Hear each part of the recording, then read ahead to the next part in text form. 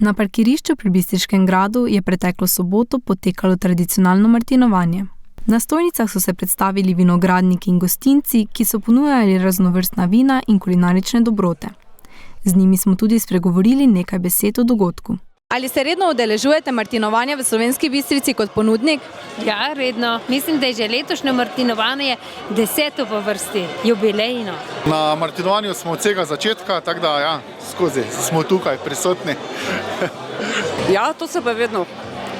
Že od samega začetka, to mislim, da je že 10. leto zapored, ne? Tako da smo vedno tu prisotni, kar je tudi fajn. Tako je, stalno, vsako leto. Seveda, sploh ne vem več katero leto, je zdaj že zapored, reč pa vsako leto smo tukaj zraven. Ja.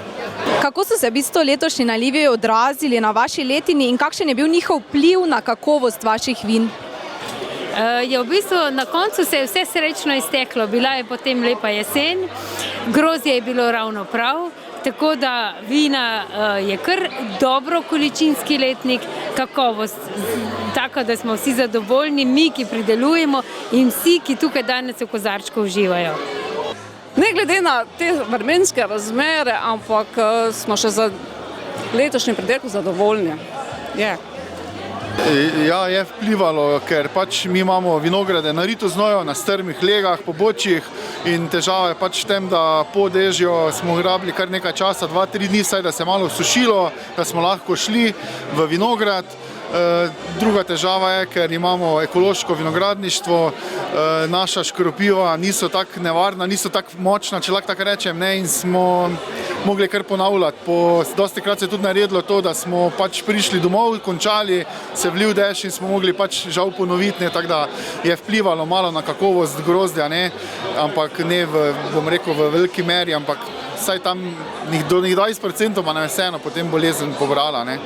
Bila je različna, drugačna od lanskega leta, kvaliteta je normalna, količina manjša, ampak zadovoljivo. Takle bom rekel, mi delamo z laboratorijem Fabian, imamo tudi enologa od tam. Ko je prišel v klet, je bil dejansko zelo navdušen. No? Kar se tiče pa same količine, pa je 20% manj, primerjavi s prejšnjimi leti, ampak kakovostno, pa rekel, kar na 2 nivoja više, no? Tako da smo zadovoljni. Ali lahko priporočite eno vino za tiste, ki mogoče niso pravi poznavalci vin, ampak želijo danes tukaj res uživati, vaše vino seveda? Običajno tisti, ki niso poznavalci, ki se z vinom prvič srečajo, imajo radi nekaj aromatičnega in slajšega. Tista top izbira je rumeni muškat, za tiste, ki pa imajo radi še malo mehurčkov, je pa pri nas letos na novo rumeni muškat v biser obliki, torej biser vino z mehurčki kot ena taka čudovita penina osvežilna. Nas kot vina Ribnik nas poznajo že kot po vinu rumeni muškat.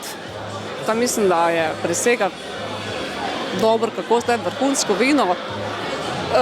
Danes imajo tudi možnost, da probajo to vino že ta letošnji letnik, kar je res dober, plus vsa ostala kakovostna vrhunska vina. Priporočal bi v prvi vrsti našega posebneža Ritoznojčana PTP, ki je eno tako univerzalno vino, ki se lahko pije samo ali pa en dober špricer z njim naredi. Naše hišno vino pa ne vem, mogoče bi letos izpostavil Chardonnay. To je zdaj malo težko vprašanje, ker vina so dobra, tudi drugod tukaj okoli, tako da jaz, če bo lahko, naj probajo vse. Verjetno bi jaz s prve rekel Ritoznojčan, potem pa vse ostalo. Zbrane obiskovalce so nagovorili župan občine Slovenska Bistrica Ivan Žagar, predsednica konzorcija Ritoznojčan Darja Bolha in predsednik društva vinogradnikov Ritoznoj Branko Brezovšek, kateri je več povedal o organizaciji dogodka. Organizacija je stekla že spomladi, pravzaprav bili so neki pogovori tako z Ritcem kot z občino. V zadnje 3 mesece pa intenzivna zadeva, tako občina kot Ritc so nam šli nekaj v veliki meri ogromno nasproti, skupaj z komunalo Slovenska Bistrica, ki nam je pripomogla, da bomo lahko tudi speljali tudi dogodek, kot je treba, seveda pa z vsemi našimi sponzorji, ki brez njih ne moreš. Na osrednji prireditvi so blagoslovili vino in izvedli bogat kulturni program. Z blagoslovom je moštvo vino spremenil mladi župnik Jani Družovec.